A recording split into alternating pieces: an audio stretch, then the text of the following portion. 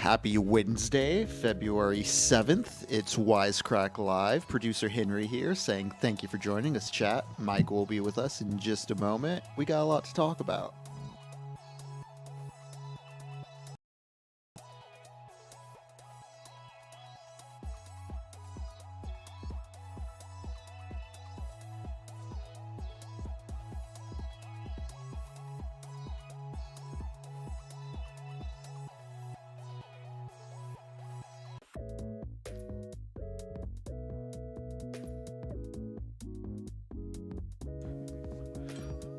Morning, Alexa. Morning, good guys, Teps.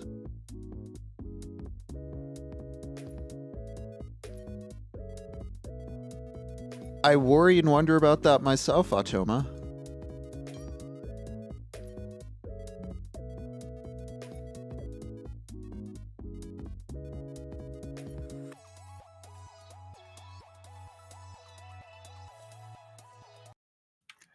Good morning, Internet. Welcome to Wisecrack Live. It's February 7th, 2024. There's a megaphone in the office, and I'm not afraid to use it. So hello to everyone in the chat. Hello to everyone that's stealing from their bosses. Hello to all the bosses that are watching this, wishing that they weren't bosses so they could be on the side of the working class, so they could organize together to make the world a better place. Shout out to all the parents who wish that their children had cultural interests more reflective of theirs so they could bond over it, give it time, it'll happen. Shout out to everyone who works in the food industry. Don't spit in the food of the people who are bad, even though you want to, but I hope you get really good tips. Shout out to everyone who struggles to finish reading books because there's so many screens to stare at, and all the screens want your attention, but put the screens away. Let's read books. It feels good to read books. And of course, shout out to, everyone who is fighting the temptation to start a street gang. It seems fun. It seems like it'll be a way to make friends and join the community. Ouch, why'd you call me out? Bad. I'm going to put this down now, everyone, but well. Shit, sorry. There's a siren on there, guys. There's a siren on there. Hello, welcome to Wisecrack Live. It's your friend Michael Burns here with producer Henry. Potato Boy notes 200 people, only 16 likes. It's like, what can I do for you people? What can I do? Oh no, Robbie, don't read books now. Don't read books now. I mean, read them later. Read the books later. Okay, what's up, Sean? Got to shout Sean out because he has a good username. Yeah, the bit went far enough when the alarm went off because that really scared me. I'm a scarable, excitable guy.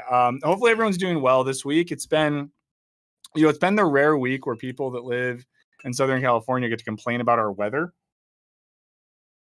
It's normally the time of year where, a relative from Minnesota gives you a call and you're like, oh, it's a 62 and a little breezy today.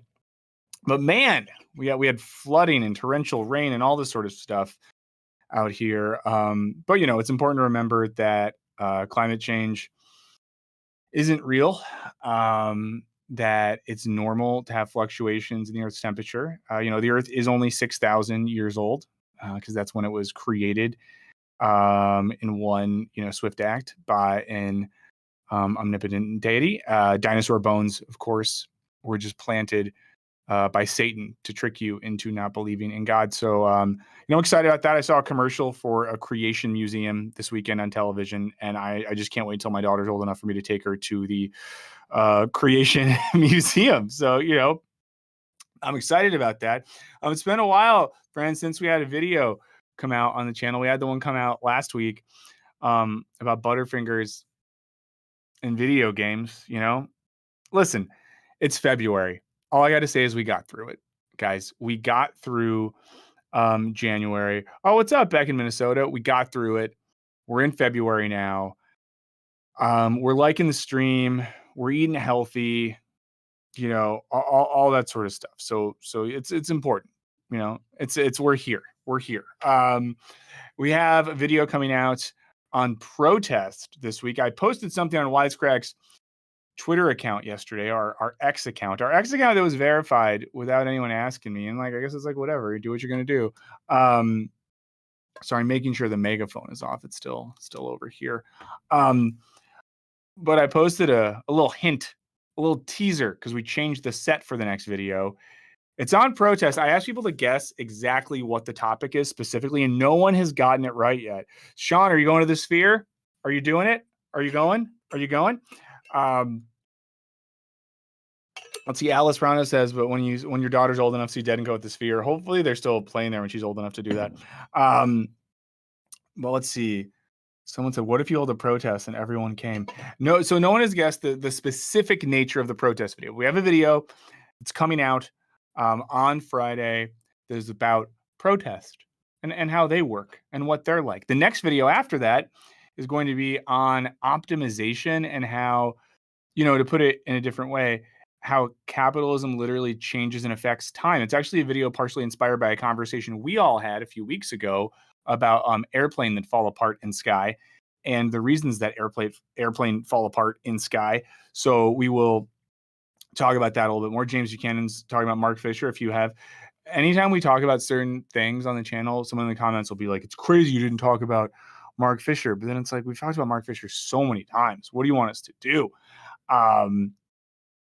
But yeah, so I think those videos, I'm excited about those coming down the pipeline. We also have a video we're working on, just to give you the full scope, about shoplifting and the panic around shoplifting and the way in which stores now. Let me know, guys, if you've had this experience where you go because you want to get deodorant because maybe you ran out and for 2 days you rubbed a kind of empty deodorant thing against your armpit thinking that there was somehow essence of deodorant there that would still work, and it hasn't been working. You've been actively smelling. You've been an actively smelly person.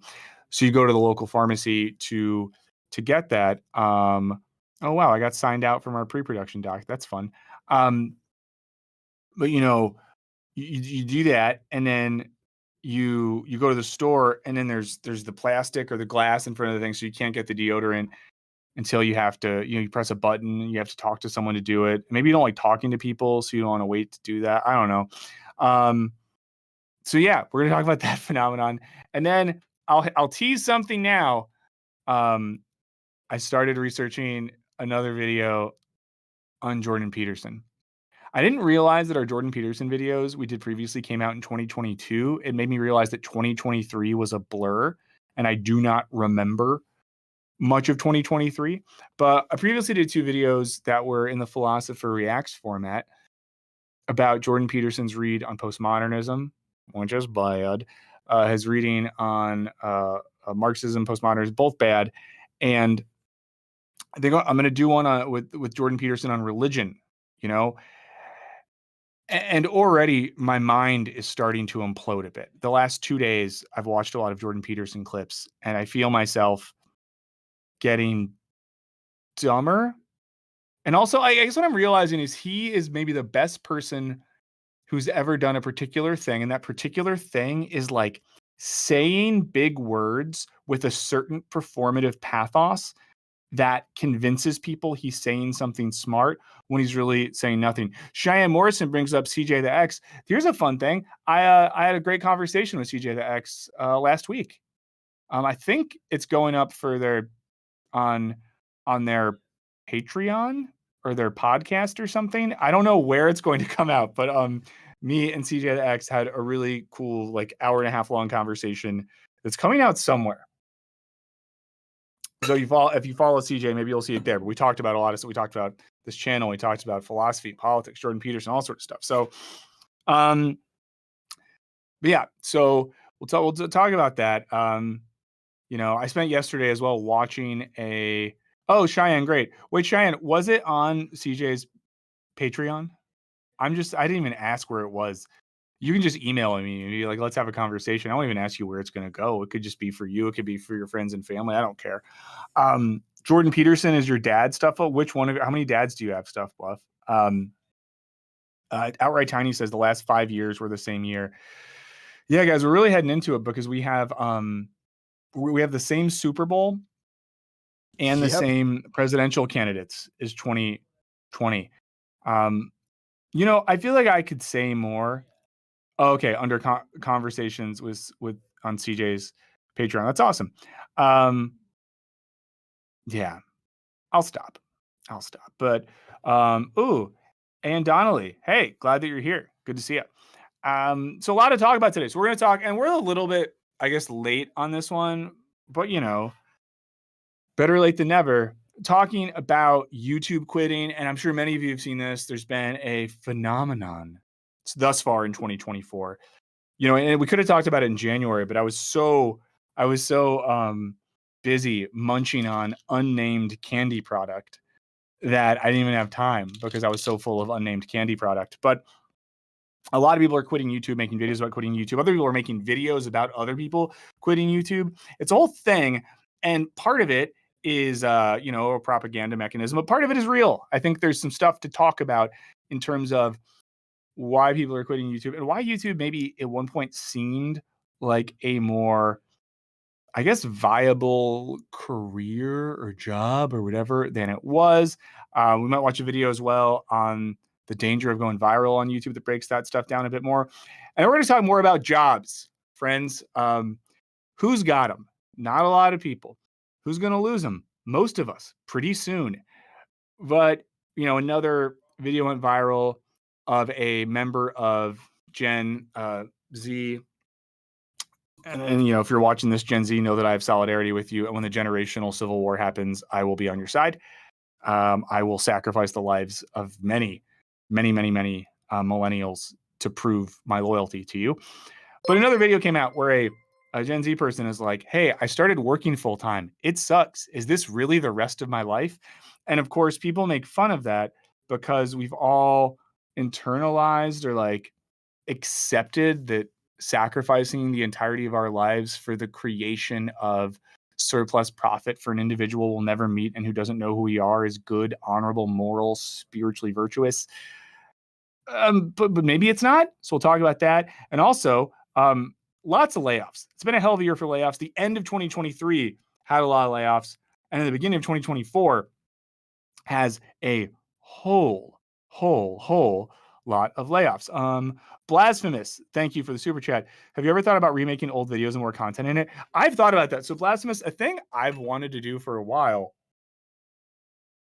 maybe this is something we do on Patreon, is revisit old videos and be like what I would have done differently, or do a commentary on old videos, because we make things at such a rapid clip that I think there's times where I would have wanted to say something different, or would have wanted to put more research into something. I would say almost any video that I am the primary writer on, I always end up being like, oh, I could have gotten to this, I could have gotten to this, I could have gotten to that. So the video we're filming today, which is on, and I see someone got laid off. I just want to say, Melogello, I'm really sorry. That sucks. But and also, I see Sean said he'd sign up for that. Appreciate that. If that sounds good, the thing of doing extended cuts and commentary on videos, I will point you, if you are currently either a member of the YouTube page, who's thank you so much. I'm glad you watched the CJ the X conversation too. That was really great. I asked them, CJ, if they would come on here soon as well. So hopefully we'll have them here. We can keep that conversation going. Sorry. But I did do a post for our members, and then for our patrons, I did a post on our Discord server asking for things that you might want to see on our Patreon. We've started rolling some new stuff out, but I realize so much of what we're doing is what we think that you all want without really knowing what you want. And the whole point of it is for you, not us. So I'll say this to all of you. As we roll out more Patreon features, we have a few new things out now. I think a podcast dropped yesterday or today. If you don't like the stuff, tell us. It won't hurt our feelings. If you like the stuff, tell us and we'll make more of it. If there's things we're not making that you want, just tell us that too. People are talking about changing titles and thumbnails. We'll get into this a little bit, but that's really a part of the YouTube hell that we live in. Okay, let's look at some comments from last week. The producer Henry pulled. As always, if you're here, please like the stream. It helps us. What's the first one that you have up? The first one that I have up is from Go Fido Go. Yes, we did it. There was a stretch where they were always lined up correctly, and now we're back. Okay, I'm going to take a sip of water, and I'll tell you all about it. Guys, I got to tell you this too. When I sometimes watch other streams and I see the host not drink water for 30 minutes, I don't know what's happening. I would like everyone to talk about their water consumption, because how do people not drink water? Yesterday, for example, I was on a call for 40 minutes and I was very self-conscious of how often I was sipping water during that call. And the gentleman I was talking to did not sip a liquid once. Um, am I broken? Is there something wrong with me? I don't know. Is everyone else generative AI and that's why they don't drink water? I don't know. So this comment's from Go Fido Go. It says, just as novels let us experience life outlived, games let us experience forms of agency we might not have discovered on our own. This is profound. Here's what I'm going to tell you. That's a good comment. I do think that it's important to recognize that there's a level of subjective agency and participation we have when we're gaming that is distinct from a lot of other forms of media. I will say that I do think non-gaming media can still be participatory. Cinema, especially, I find myself sometimes emotionally or effectively participating in the narrative. But, a lot of entertainment these days is wholly passive. And I think that that's something that's important about games, and something especially that those who are skeptical of the value of games maybe miss. So I'm glad that line got in there. And I want to give a special shout out to my colleagues, Amanda Shirker and Michael Luxembourg, who were wholly responsible for the script that was on video games and art and candy bars. I was doing the COVID shuffle when that got made. And I think they did a really good job. And I think sometimes, and maybe we'll talk about this more when we get into the YouTube specific part of the show, making the sponsored content stuff is really hard. It's very hard sometimes when a multinational corporation that makes diabetes fuel, is like, make a thing, but we're going to give you all these rules to make the thing. And, the ability of our team with that video, I think, to, as this comment shows, get ideas of intellectual value in there is really impressive. So shouts to them. And thank you, Go Fido Go, for noting that. Let's see. Oh, this is the thing where I asked what 3 billion people are doing. You all know what everyone knows that what I thought. Everyone knows what I was getting at, but this person kept it classy. They said, I would say 3 billion people are simultaneously asleep at any given moment. What do you think I would say, Daddy Michael? We both know that you know what I was thinking about, and I'm not going to say it because I'm really maturing. And 2024 for me is the year of growth and maturity. Jim Jones 7980 said, when we subsidized people during the pandemic, giving them money outright, childhood poverty rates dropped for the first time in years. Not so complex after all. What video is that from again? Or is that This from is stream? from the stream when we were talking about the will versus complication of actually pulling off political maneuvers. Also, I don't want to get into this too much, but I was shocked. People were a lot of people were unhappy about last week's stream, friends. A lot of people that seem to, have a deep sensual connection with the Vlog Brothers, got involved. And I really oscillated when I was reading those comments last week from feeling in one sense like, yeah, like the thumbnail was a little clickbaity, and this is a figure on YouTube that some of you like a lot. And yeah, maybe we went too hard. But then another part of my brain, and this really lets you into my psyche here, was literally like, F you. You know what? If we keep it real about some people who at the end of the day are neoliberal shills, whatever. Like, whatever. I don't care. And that's really the only way I'm able to operate. I can either feel bad and empathetic for people who don't agree with me, or I can literally just feel like, fuck it. And that's how I felt reading those comments. But this person noted when we sub. Yeah. So I think it's something I've been thinking about so much recently. And I feel like we're already forgetting as a culture that we just like gave people money and gave people subsidized healthcare during a pandemic, and it made a lot of people's lives better. And it didn't damage the lives of the powerful. And I don't know what to make of that, but it's an idea that I'm just kind of sitting with these days. Now, speaking to what I just said, Shakira Kurosawa, that's a fun name. What a fun mashup of people, Shakira and Kurosawa. The discussion was a lot more respectful than the clickbaity thumb would suggest. I think that comment, and this is why producer Henry is the best in the business, is going to lead really well into our main topic today. But I think that it is hard sometimes to not Oh, okay. We're gonna get on with it. We're getting into the topic. Jim the Casual. We're getting into it. You're right. You know what? Jim the Casual. You're right. You're right. It's 10:20. By 10:15, we should really be doing it. Okay? You're right. I messed up. No, I didn't mess up. I fucked up. But we're gonna get into it. So, of course, that last comment, yada yada yada yada yada yada, is getting at the idea that we had a clickbaity title. Why do we have to have clickbaity titles? Why do people do things on YouTube they don't even feel good about? Why do we sometimes make content that we don't believe in? Why do we sometimes make stuff that we love and it does bad and we get depressed and we don't know what to do? Why is there an algorithm that for some of us kind of drives our lives and makes us think like, oh, can my daughter go to her next doctor's appointment if the algorithm doesn't do a good job? Okay, so let's talk about this. Recently, a lot of people are quitting YouTube. They're leaving the platform. They're toning back on the platform. They are selling their channels. A lot of people who we might think of as super successful people in the field. And, this is very apropos the story of Wisecrack as well. Like the people that started this channel, sold it at a certain point and all the founders left. They passed it on. This is Gen 2. This is Wisecrack 2.0, maybe even 3.0 that we have right now because, even the people that started this thing left, got the hell out, jumped off the Titanic when they saw it start sinking. But I was down in steerage with the other Irish migrants. And now this is where I'm stuck and destined to die, with those sorts of things. But,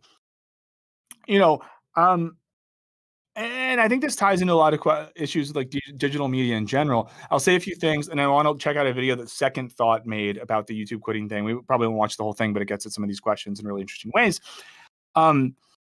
There was a period where it was projected that there was an amount of money in digital media, in the digital economy, in content creation, and that amount of money has slowly vanished.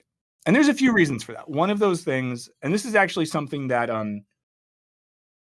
Wisecrack co-founder Jared Bauer did an interview or a video about after he left Wisecrack that got into this issue, and I think he's spot on, where he noted how a shift in how advertising works really started negatively affecting YouTube. And that shift is this, and it's something we've all talked about before, but humor me, guys. That these days, companies don't need YouTube channels to do their advertising in the way they once thought they did.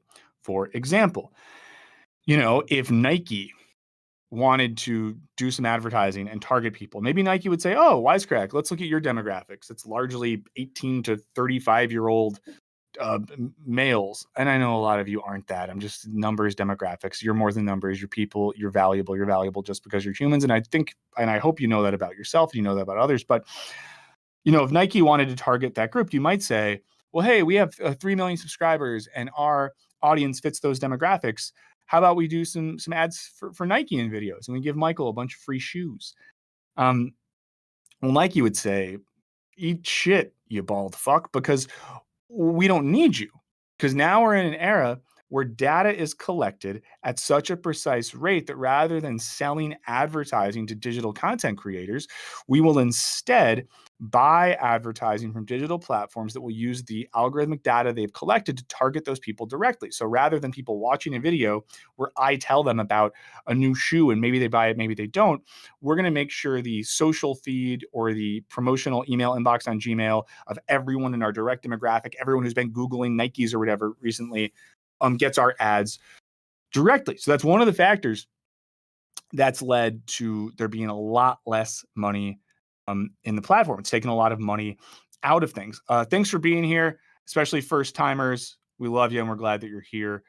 And please like the stream if you're here. But yeah, Nike's really aggressive and mean to me. What's up, John? Good to see you. And Natasha, great to see you as always. Thanks for being here. Another thing is that there was a period in which it looked like YouTube and digital content more generally had a line of connectivity to the traditional entertainment ecosystem. And I think that it was thought that if one was able to, make things. Oh, this is okay, cool. Giannis Varoufakis' new book is on that. Yes, I want to read Techno-Feudalism. I just started a new book by, I always say his last name, Haito, this Japanese philosopher who has a book called it's on degrowth and like ecological Marxism that I'm very excited to read, but I'll try to read that next. But yeah, Varoufakis is sick. But another issue with all of this is that there used to be that line of connectivity or perceived line of connectivity. And Sean, I'm very glad that Wisecrack didn't go the way of Cracked and Escapist. Well, I'll tell you this, guys. If Wisecrack ever, I want to say this carefully. I mean, listen, if they ever try to like sell us or something like that, I'm just gonna leave, and everyone else will leave, and it won't be Wisecrack, and you'll know it, and I'll tell you where to go. We'll find each other out there. But there was a period in which it looked like YouTube creators would then be able to harness their success digitally to sell TV projects or get film things going or jump to streaming services. And it hasn't happened. And most of the instances in which they have taken someone or people have taken a product or a show or a format from YouTube or TikTok or whatever and tried to put it on streaming or TV, it just kind of doesn't work. So there you go. Mr. Navidad, glad to see you here. So all of those things have added up to mean that it is harder than ever to make money natively to YouTube. It's harder to make money on, with AdSense dollars. They're also doing things these days which are very hard. Like we get demonetized more than we ever have before. Friend of Wisecrack, Tom Nicholas, on one of his recent videos on vaping, really good. And Tom fucking terror recently. So if you guys don't subscribe to Tom Nicholas, please do. His videos are really crushing. Logo 2462 brings up the Adam Neely video, and I think that video is so good and gets at this so well. So if anyone's interested in the point I'm talking about now, do that. Eddie asked a question. I'm not going to read Eddie's question, but Eddie, hypothetically, the reason that I am exercising video editing on my own YouTube page, it's more to do, and I'll be really honest with the fact that that I haven't gotten a raise in over 2 years. Inflation has gone up a lot since then, and two things are true. One thing that is true is I really do want to like learn how to make stuff on my own and be more content self-sufficient. It's also true that I want to like try some stuff that wouldn't work on Wisecrack because it's kind of weird. I'm kind of a weird guy. And I don't mean to say that like some contestant on a dating reality show who's objectively attractive and rich and says stuff like, I'm so weird. Like, no, I got issues. You're not like the other guys. Yeah, I'm not like the other guys on the football team. I once listened to a record by Coldplay and it made me feel stuff. What if I'm Edward Scissorhands? Yeah.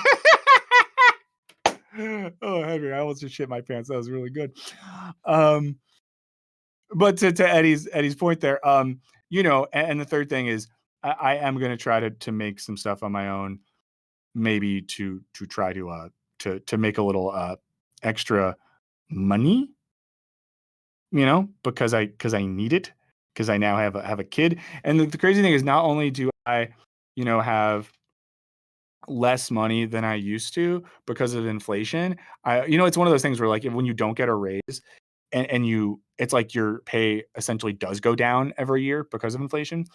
Also, a thing I learned, this is a fun thing about America, because my health insurance now covers my wife and my daughter, but as soon as I added them, it takes a big chunk out of my check every month as well. So, along with inflation, I think it's like I make $800 less a month. Yeah, when it first happened, yeah, and it was like I'm sorry, guys. I know this is a digression. The concerto will kick in soon.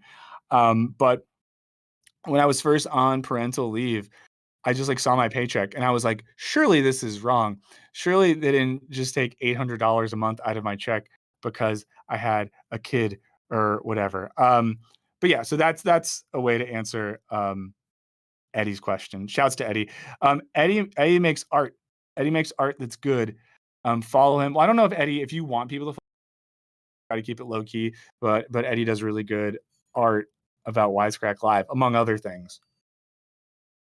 And I try to repost it every week. We sometimes put it on the Wisecrack account and we have access to it, but definitely check that out. But all I have to say is things are hard on YouTube. It is harder to make money than ever. And, I think this ties into larger questions. But let's watch a little bit of the second thought video on this. Fun story, too. A couple of months ago, I made the decision to quit. Retire.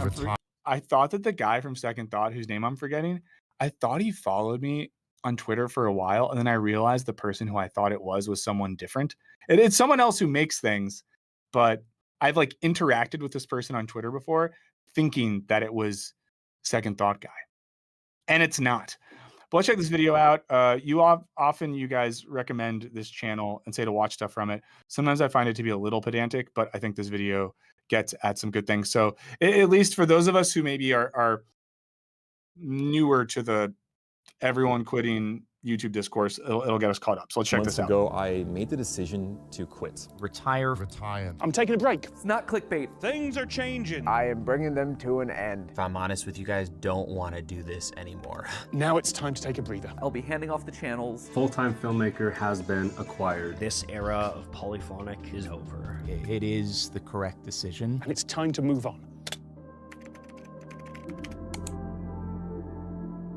In the last few months and capitalism gets a bad rap. last few months and especially since the new year, each of these channels has posted some form of goodbye video. It's been really interesting to see, and I just want to take a few minutes to talk about it. I'll be using clips from some of them throughout the episode, so make sure to show your support by watching on their channels as well. I've left links in the description. It's a chill thing to say. It's chill. What I and a lot of others have noticed about these goodbyes is they all have a lot in common. There are a handful of factors that each of these creators mention. Work-life balance, loss of joy and creativity, and though they might not use the word, each of them mentioned some aspect of alienation. So alienation, I feel like we talk about a lot, just in case. I never want anyone to feel like we're getting jargony and making the conversation slightly inaccessible when we talk about alienation.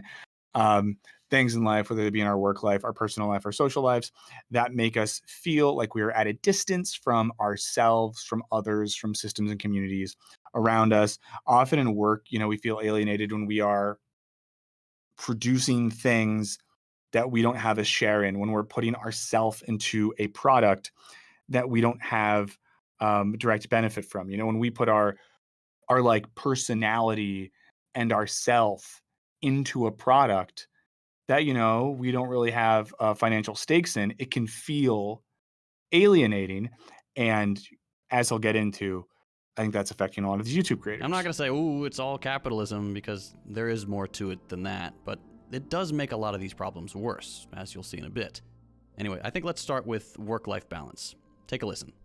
For as much as I love you, and I love overthinking things, and I love theorizing, I don't love late nights. I don't love the fact that Steph and I have been work first for over a decade, where I'm sitting down at dinner with my best friend and we're talking about business logistics. If I get that feeling, you ever had that feeling when you're like, oh, I'm with family right now, but I need to get back to the office, or I should take, lunch to work, or...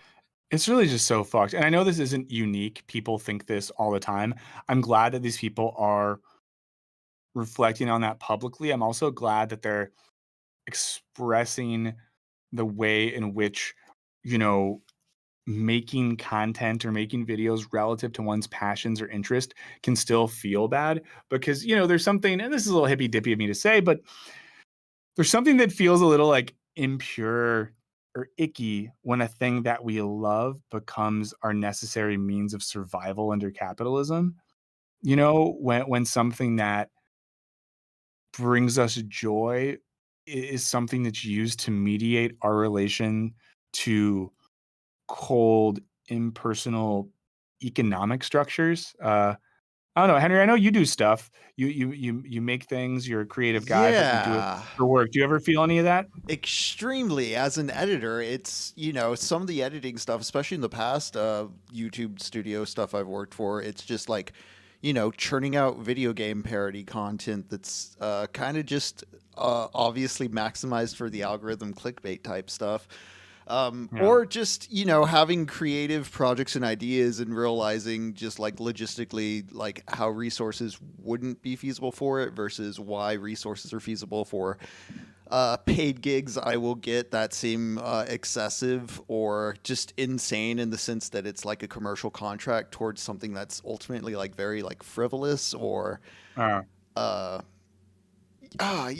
there's that constant conflict because yeah, I don't know, it's in me that I have to like edit stuff for other people to make any kind of profit as a contract editor, and we might get into it later with some of the videos we have on docket, but it's also a matter of you know, the variety of stuff I'm interested in. I don't feel like I have the kind of artistic personality that fits kindly into like an online ecosystem where you have to be like a certain kind of performative, whereas like I don't know, there's a mix of things both like philosophically and just like what sells online that it's a constant tension.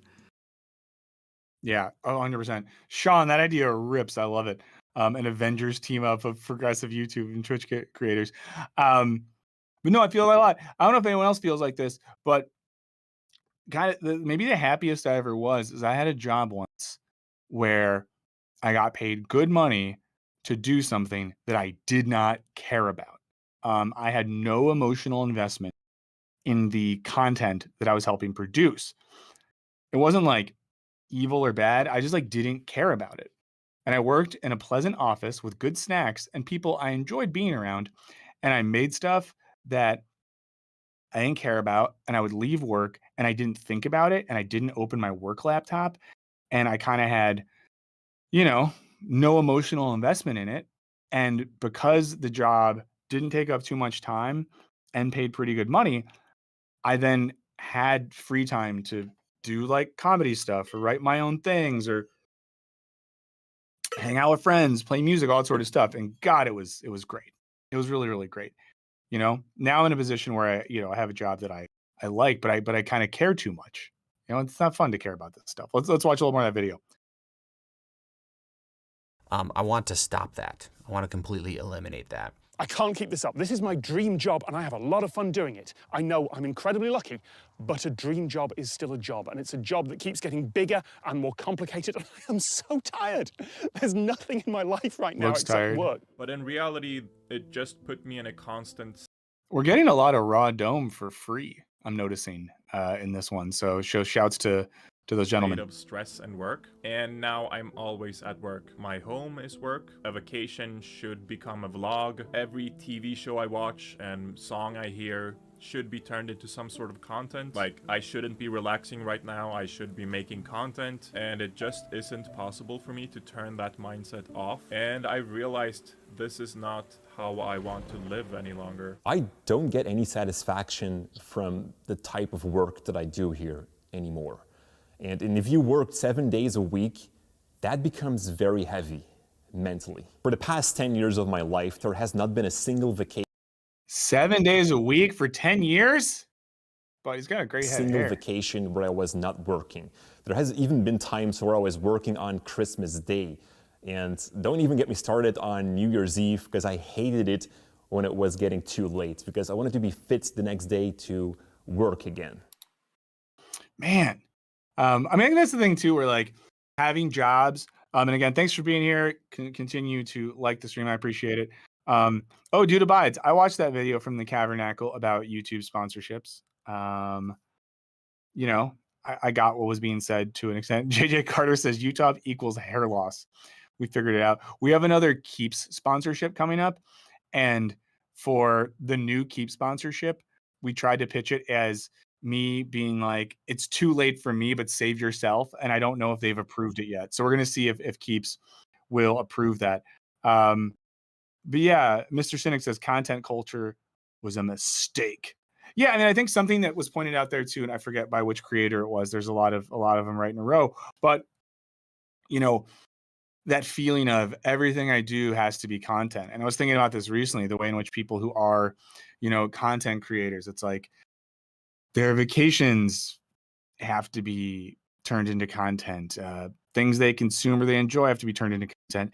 And that feeling, right, where every part of life has to be turned into some commodified digital thing feels really gross. And I was thinking about this relative to Cameo. You guys know the website Cameo, where, you know, people are sort of monetizing their minuscule levels of fame to sell videos of them talking.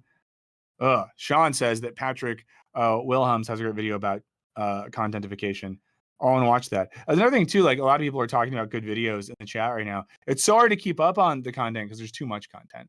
But then there's too much content, right? Because imagine a world where people just made the stuff they liked, the stuff they wanted to make, but there's that pressure once you get on the wheel that you just have to keep going. Like, for example, right now, we've been doing this thing, 24/7 subathon streams. We've talked about doing like a 24-hour stream or something like that. I'm glad we haven't done it yet. I think we won't do it now that we're parent. If we were going to do it, we would have had to do it before.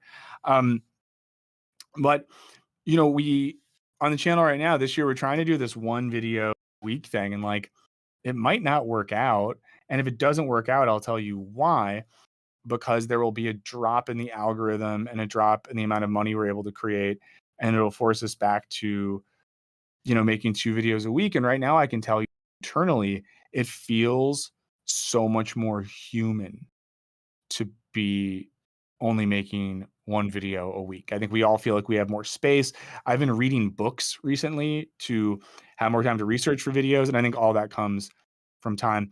Logo says, please do a 24-hour stream, which devolves into madness and the absurd. You all know me well enough to know that if I do a 24-hour stream, it's going to get insane. You're going to watch someone have a legit psychic collapse if we do that.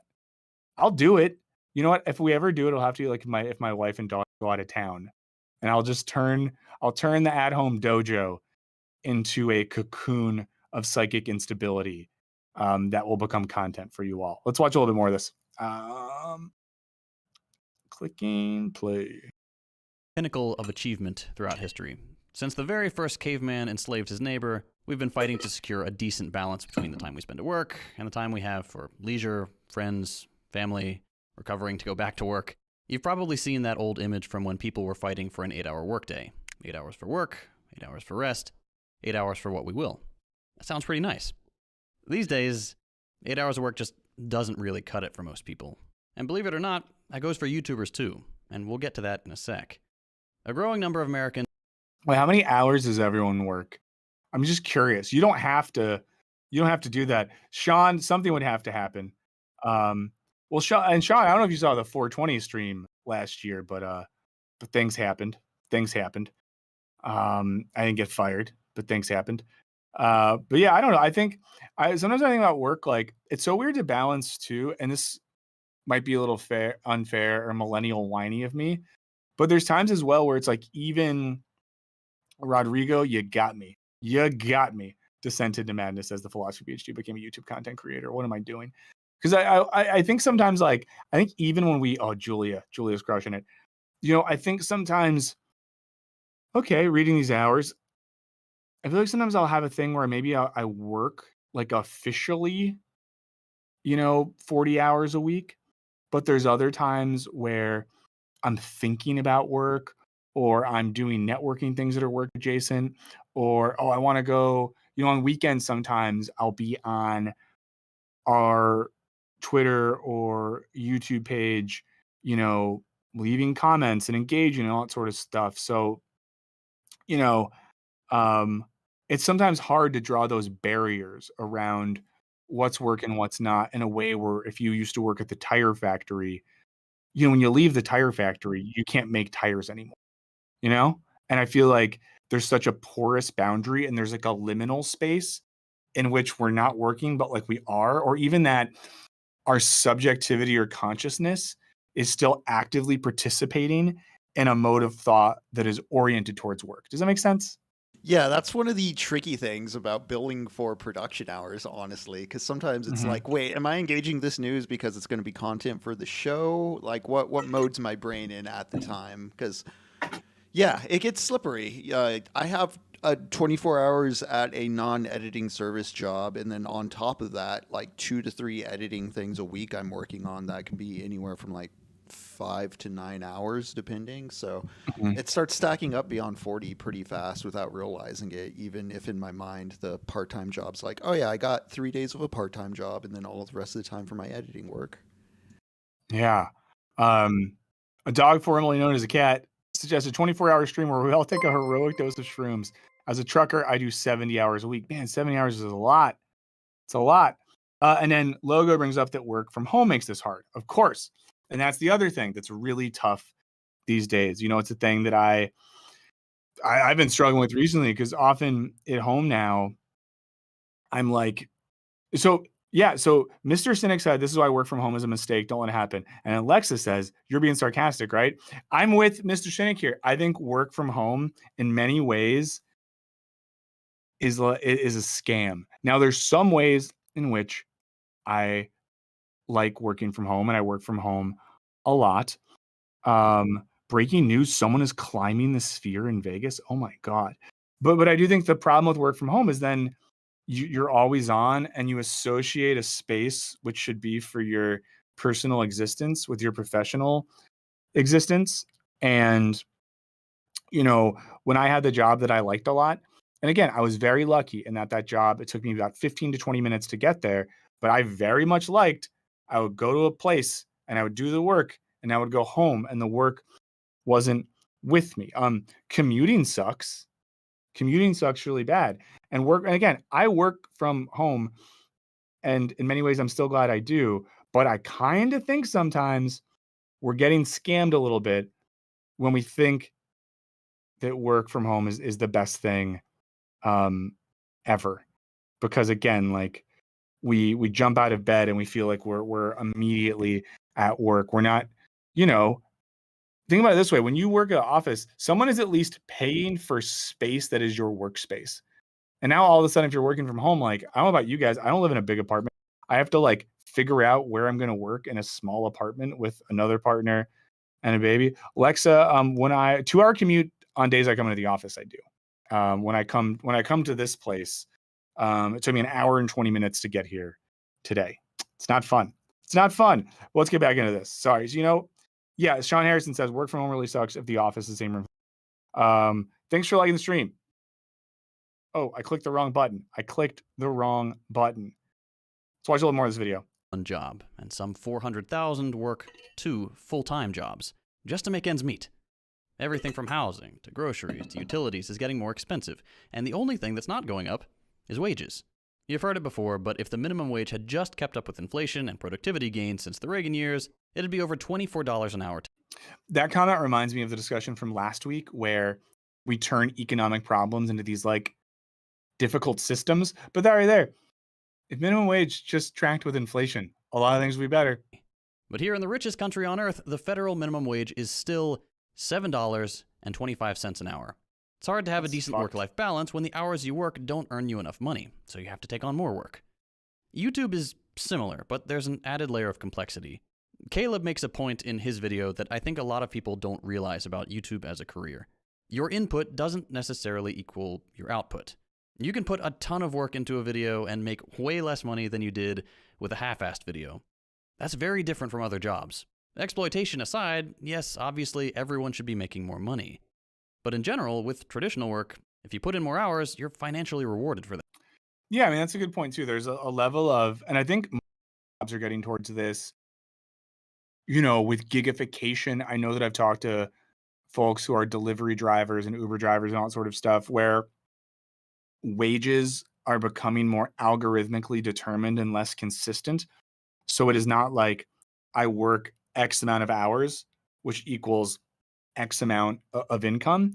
And I think that's scary when, you know, to talk about Ticketmaster, my least favorite company in the whole world. If I saw Mr. Ticketmaster, I would push him down a set of stairs in front of his kids. But, you know, when you buy Ticketmaster tickets, and I did some concert ticket purchasing earlier this week. It was very stressful. It took 3 years off my life. But you guys probably know this. They do a thing called dynamic pricing, where even if a concert or a sporting event has supposed standards for prices, like, oh, this section is $75, this section is $115, they will dynamically shift prices relative to demand in real time, meaning that they have algorithms that determine at any given moment what is the absolute most we can charge for this seat. And this is why a lot of Taylor Swift fans lost their shit at Ticketmaster and got radicalized. I'm waiting for the Swifties to burn down Mr. Ticketmaster's house. But there's an inverse of that as well, where not only are algorithms being used by corporations to figure out what is the most that we'll spend for a thing, they're also figuring out what is the least that we'll get paid for a thing, right? What is the least amount of money we can pay a DoorDash driver during a rainstorm to deliver pad thai to a guy that hasn't put on pants in 2 days, you know?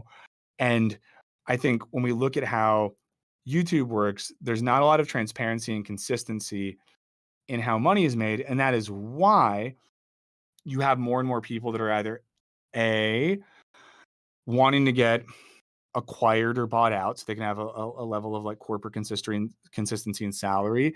B, have a lot more big ticket sponsors to have consistent income that way. Or C, people are just shifting to a paid content model where they can make a video and say, hey, join whatever service, and for $3, $5, $10, you can watch that thing. But it's a scary thing to think about, the algorithmic nature of both how we make money and how we spend money. Dr. Clownicus says Pearl Jam in the 90s tried to go against Ticketmaster and failed. There's no hope. Yeah, Ticketmaster sucks, guys. Ticketmaster is just really bad. You know? Yeah, some Extraneous says I miss hanging out hours where Ticketmaster opened up to get row seats. That ended 20 years ago. Yeah, even when I was in college, when tickets would come out, we would go to, wait in line outside of a record store to get tickets. And there was something kind of fun in that. But yeah, things are just so expensive now. Like, I don't know. I got some tickets to go to a concert this summer. Sean, thank you so much for hanging out. A meeting with Harley Davidson. That's exciting. Look at you little Hell's Angel. But now going to a concert or something like that, if you don't make a ton of money, like it's going to be like my big trip this summer is going away for 2 days to a driving distance location to see a concert with friends because it's so expensive. Let's watch a little bit more of this. Yeah, someone said surge pricing is so painful. But again, like when we think about surge pricing, we think about dynamic pricing, when we think about algorithm pricing and wages based on those things, we are, and this is actually what the video we're filming today is sort of, we're thinking about an economic structure that's fully based on market efficiency and not based on like human decency, human dignity, or accurately reflecting the value of labor in compensation. Oh, I keep clicking the wrong button. Let's watch a little bit more of this. We won't watch the whole thing. That. If you're in sales and you put in an extra 10 hours a week, you sell a couple more cars, you make more money. If you do hourly work, add a few hours to your schedule, you make more money. If you work freelance and you take on another gig, you make more money. On YouTube, you could add 30 hours a week and not see a cent in extra income. In fact, you could see the complete opposite and have your revenue tank for what seems like no reason at all. So, it's not surprising that just about every YouTuber says they have a bad work-life balance. You're constantly worried that if you don't feed the algorithm, you won't be able to pay the bills. This is one of the core features of capitalism. You work or you starve. And on YouTube, sometimes you work and you still starve. That uncertainty is draining in a way that is difficult for a lot of people. But you'll never starve if you just enjoy this week's sponsor, Expired Frozen Pizza. With Expired Frozen Pizza, you probably won't die, and you can still live, and you'll get to have the cardboardy goodness of expired frozen pizza. To understand. But the money aspect is only part of the work-life balance thing. When you're a YouTuber, you have work at your fingertips 24/7. Much like Ken's job is just beach. Oh yeah, I saw my that job Rick is just Villato's phone. video too. YouTube is right here, all the time, in my pocket. I'll just have a quick peek, just one little peek. I swear, one more peek, just one look. It becomes all-consuming. You can't escape. It gets so bad sometimes that I'll be running errands and I'll check YouTube Studio when I'm stopped at a red light. That's how people die. Yeah, that idea too, that like when these people who work in YouTube who are quitting and unhappy with their jobs too, like imagine that feeling. I say imagine that feeling as if it's not what I do for work. That was weird. Way to sort of separate myself from a thing so that I don't have to reckon with the fact that it's destroying my psyche. Hey, Clara, thank you so much. Glad that we're all here. But that feeling that you are the product, like I think that in a lot of jobs, I've never worked at a car dealership, but I think if I worked at a car dealership, I might hate my job, but I would be aware that the Subaru Outback is the product and I am the sales person or the guy or whatever. I think that in some of these content-based industries, you yourself become the product. You are the commodity. And not only are you the commodity, you're also the person responsible for selling, monetizing, and perfecting that commodity. And if you're selling, again, I'm imagining I work at a Subaru dealership. I would imagine, and if you're a car dealer, let me know, a car salesman. But like, if I'm not able to push some of the new 2024 Subaru Outbacks with the off-road Frontier package, I'm probably not going to be home looking in the mirror like, you piece of shit, Michael, you're a piece of shit because you couldn't sell Subarus. I'm just like, I don't know, I don't care. And I guess I didn't get the commission, but it's not my fault that no one bought the Subarus. This sounds like celebrities complaining about not having privacy. Moron. Okay. That's an interesting one though. Yo Mama So. Because Yubaru, I like that try. Because I used to kind of not hate, but I used to sometimes not have empathy for celebrities that maybe complain about not having privacy. But I don't know. Like if they go to a job and their job is making music or TV or film or whatever, and then they go home and want to not be commodified. I think that's kind of fair. Let's see. And then Alyssa Anderson says, aren't most of the quitting YouTubers openly wealthy though? Alyssa Anderson is getting at something interesting here as well. And something I was going to get to in a little bit. And I don't know if this video gets to it because I didn't watch all of it ahead of time because I want to be organic. But I do think an underlying thing that's happening with the people that are quitting. Like let's take MatPat, for example, from the Theorist Network.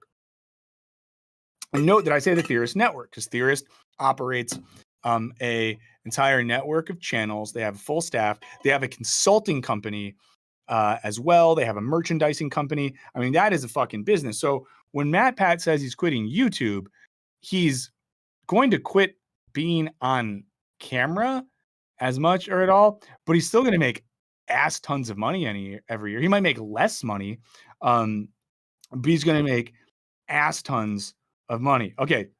Chris, RIP Chris Henry, thank you for letting us know that. Yellow Flag Queen says, I'm a lawyer. My self-worth is deeply tied to a fucking Subaru, and I know it's fucked. But yeah, so I think that's an important point as well. And for example, like, I don't know, like, you're not going to see a I'm quitting YouTube video from me because I don't know what else I would do. But to get back to Subaru and the Subaru dealership, this stream is brought to you by Subaru. You probably won't die if you get into a crash in a Subaru. I feel like something bad's going to happen to me later today now because I said that. TMI, I drive a Subaru. But if a video does bad, and again, like this isn't even like my channel, right? I work with a team, we're owned by a company.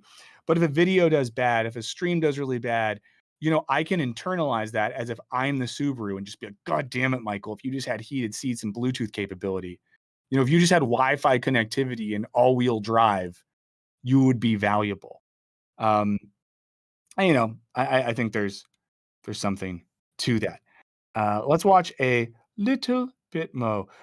Chai says, kind of weird for folks to flaunt not having empathy for their content creators not dumping toxic waste. Yeah, I don't know. Again, I think empathy is good. It's one thing, and I'll say this, like, maybe we can have I don't want to say less empathy, but like if someone's whole thing is like an influencer who sells their personal life, and then they're like, I want personal life. Okay, then I get what you're saying.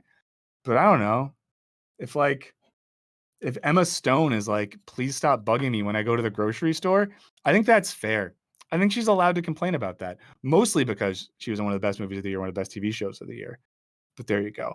Curtis B would watch more if I had Bluetooth. I have Burns tooth. That was bad. Let's watch a little bit more of this. Thanks for being here. Like the stream if you can. We're going to keep talking about YouTube for a little bit. We're also going to talk about work today. So the hits keep on coming. It's going to be positive energy. we're here, we're having fun. So just, keep hanging out.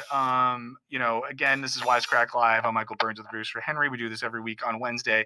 If you want to support us, you can always super chat. You can become a member. You have a green username. You get access to emotes. You can join our Patreon if you want.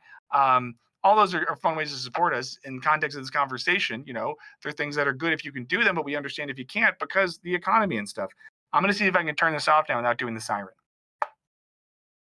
No siren, we did it. You also have to stick to a schedule religiously, or people forget you in a month. I upload here every other Friday at 9 a.m. Central Time. The program is every Friday. First Thought News episodes are every Monday and Wednesday. Analysis episodes are every other Friday. That's and a my lot. new channel is every other Friday, staggered with Second Thought. That's a lot. And don't get me wrong, I enjoy a lot of this. Yeah, it's a job, and sometimes I just want to throw my computer out the window. I wonder how much money he makes. Maybe he'll say it. But YouTube is still a dream job for me. I like sharing things with people and being creative. But that's where we run into another problem. My whole life just turned to... Oh, also, Eddie brings up a really important intellectual spiritual thing.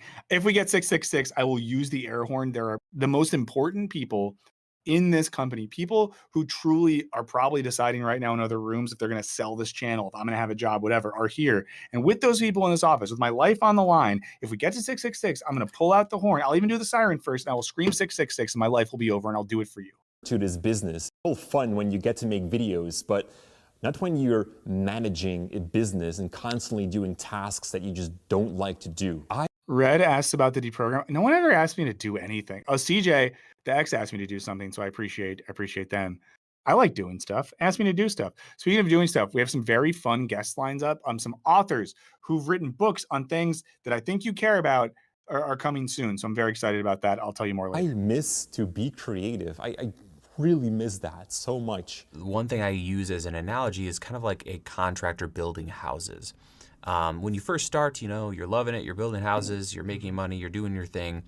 But after a certain point, you kind of develop things you enjoy and things you don't enjoy about something. And when it comes to making a video, if that's a house, you look at your next video that you need to do because it's your job, and you don't want to pour another foundation. You don't want to frame out the whole house. You can see all of the work ahead of you, and you just don't want to do it. Throw in all that other fun stuff we already talked about, and you have kind of this mess. And so that's where I'm kind of at, or have been at. I feel like everything online is slowly converging towards a boring, bland, gray middle point where everyone just tries to maximize retention, views, and this metric and that statistic, which just leads everyone to like the same end product, and it's become beyond saturated. For me and my own creativity, I just really in the darkness here. I want to get through this one, but I just don't enjoy where this is going.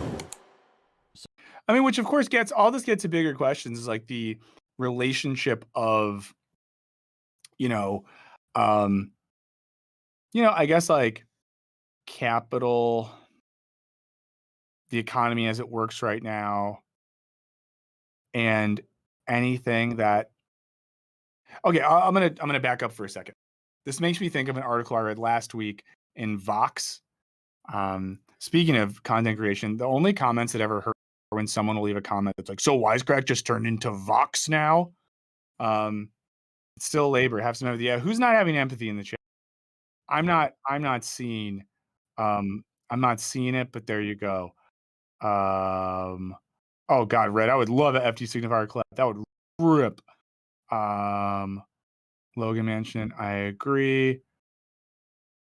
Okay, yeah, let's make 666 happen. We're pretty far, but we're not. It's not so far we couldn't do it. Okay, so. And hopefully too, I didn't mean to not have like empathy for Matt Pat before in saying that he's still gonna make ass tons of money. The point of what I'm saying is that one has to be in a privileged position to quit because you have to have something else to do, or you have to have the amount of money that will allow you to quit. So again, that's not to say that no one has empathy, but John C is fine because he can't afford empathy subscription this month, so that's great. Okay, so I was talking about this Vox article, and I also said that when people leave a comment on a YouTube video, it says, "Oh, is this just Vox now?" It makes me want to take a bath face down. But Vox did an article about how in the publishing industry now, Authors. Lexa also can't afford her empathy subscription. So Lexa, you're and if anyone needs help with their empathy subscription this month, DM me. I'll see if I can help you out. But, and I get it too. I'm a hater sometimes as well. So we're allowed to be haters as long as we acknowledge that we're haters. That's the rule. Be a hater as long as you say, like, I'm being a hater right now. But, and Lexa did that, which is why I appreciate her. But in the Vox article, it got at this idea, or this thing that's happening now, where authors who are writing books with interesting ideas in them, compelling narratives, things that we need because we need books as a society, they can't get the books made anymore because the publishers care about how many TikTok followers they have. You know, that the ability to create content or be algorithmically plugged in. Eddie catches the darkness when no one else does, and that's why I love him. You know, that matters more than the ability to write a good book, to record a good song, to make a good film, whatever it is. And I think that, yeah, we have a promo code for empathy in the second hour. We'll talk about that. But, you know, like it's a thing as well where in the brief period that I was doing more, you know, like commercial auditions and stuff like that, truly the worst thing I've ever done in my whole life, you know, where things were even going in commercial acting in general is what people weren't asking, where have you trained? What is your experience? You know, who have you studied with? How is your reel? It's like, how many followers do you have on XYZ account? You know, and I do think that there is something weird happening when the ability to produce art's connected to that. And I actually saw, I'm going to say one thing and I want you to take over, Henry, only because this connects to what I was just saying. I did see, this is going to shock you guys on Instagram. I follow a lot of accounts that give me Grateful Dead content. And there's an interview from 1974 where Jerry Garcia of the Grateful Dead said that he actually hated the like music is free and for everyone vibe of the late 60s. And what he said was, looking back, it annoyed him. And this was the thing, if you didn't know about it, in the 60s, everyone thought that you shouldn't have to pay for concerts. So in places like San Francisco, New York, and all that sort of stuff, people were like, music should be free. And Garcia, looking back, was like, that sucks. And you know why it sucks? Because if music should be free, if anyone can do this. And he was like, but everyone can't do this. I've worked really hard to be a professional musician. I've sacrificed hours of my life and relationships to excel at a thing. So that thing shouldn't be free. I should be paid for this. And he goes on to say that, like, you know, he knows countless musicians, and this is in the 70s, who are brilliant, but are out of work because they're unable to get paid for their art. So, you know, it's not just an internet thing. It's a thing in general where humans, sometimes I think we feel like entitled to the creativity of others. But go ahead, Henry. I spoke over you and I apologize for that. Oh, I was just the drive towards like looking for known quantities on social media and popular like TikTok stars and stuff. I can't name names or anything, but there's like whole movies will get made independently that will get stuck in hell trying to find a distribution detail because like despite like being something that may be, you know, an independent endeavor that's enjoyable, it doesn't have any recognized like names or titles in it. Like, you know, some of the best stuff gets dumped on Tubi or just is just kind of floating out there in the miasma, getting screened at festivals without picking up any proper distribution deals because it's just like it's self-destructive at this point, the way companies limit themselves and what they're looking for with talent. It's something I question in the publishing. Books are the hardest for me to get into because I'm so skeptical of like the way contemporary publishing like prioritizes and publishes and even reviews things. I have to wait a couple years and really find critics I trust and friends I trust and really like, navigate that space in a way that I'm like, why is the commercial space for this so bad right now? Yeah. You know what's happening as well now, and I only learned about this. People are using AI to produce versions of real books and are selling them on Amazon. There's a book, I forget the person's name. There's a YouTube channel called How to ADHD that's kind of corny, but actually like if you're an ADHD person. And the creator of that channel has written a book, and there's already basically like copies of her book on Amazon that are like companion guides or other things that are just AI produced. So people are, you know, figuring out how to do that. Kurt Kennedy, that's a very dark and funny comment. JJ Carter, Tubi is like what was it called? What do they call fast?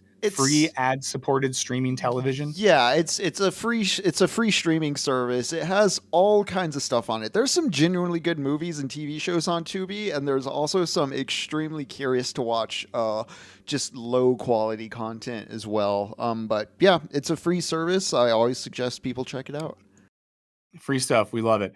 Let's watch a little bit more of this, and then I want to watch the awkward Anthem video in a second. So, creativity and homogenization. This is another challenge under capitalism. We are all unwilling subjects of the profit motive. YouTube is an inherently creative job. You're producing art or content or entertainment or whatever you want to call it, but your base consideration has to be financial stability.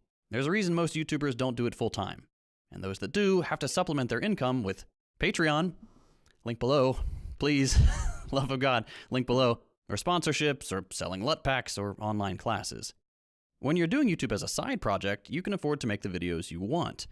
But when this is your full-time gig, like it is for people making these goodbye videos, your art has to take a back seat to putting food on the table.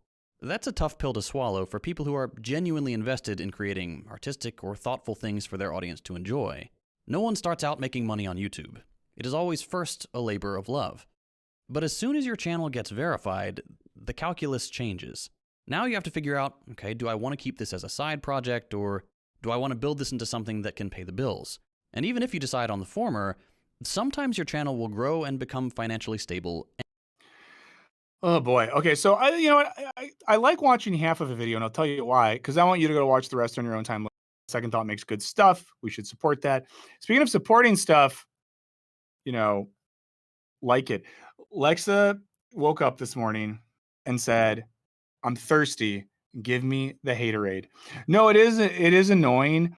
Like, this is my current thing is always trying to make myself think about subjectivity relative to structure. So, Lexa's like, stop talking about your in Patreon, which I get from a subjective level.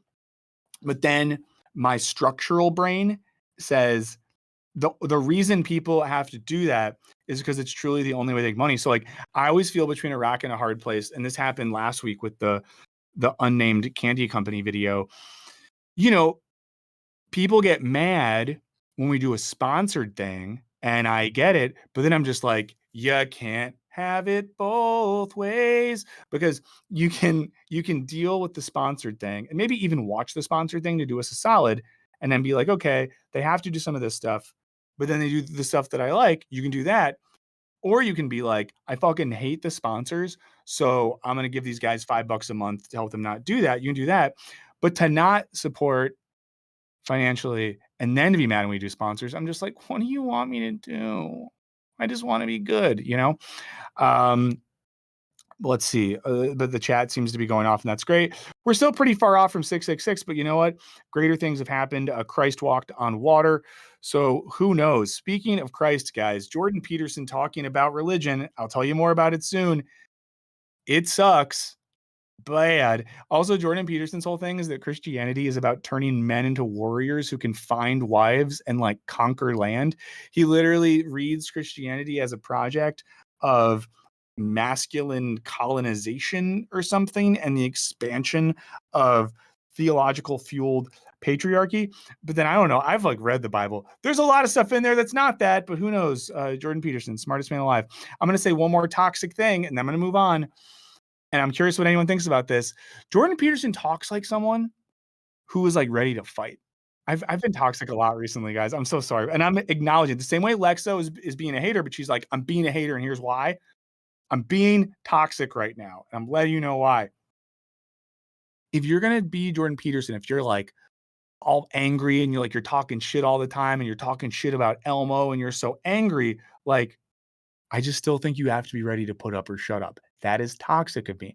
But as I watch all of these videos where he's wearing his weird Joker suits, I do think to myself, like, if you're such a tough guy, I'm just like a woke, queer-coded cuck who sits in his little room and cries. And I think I could absolutely duff that motherfucker. But let's not talk about that because that's bad. Yeah, Extraneous says, I talk shit, but I'm down to walk the walk as well. But fighting is bad. It's not a good energy, okay? It's not a good energy. Beatmaster, yeah, King of the Internet. Subscriber numbers mean like the least thing ever. I didn't see the original comment that Beatmaster is subscribing to.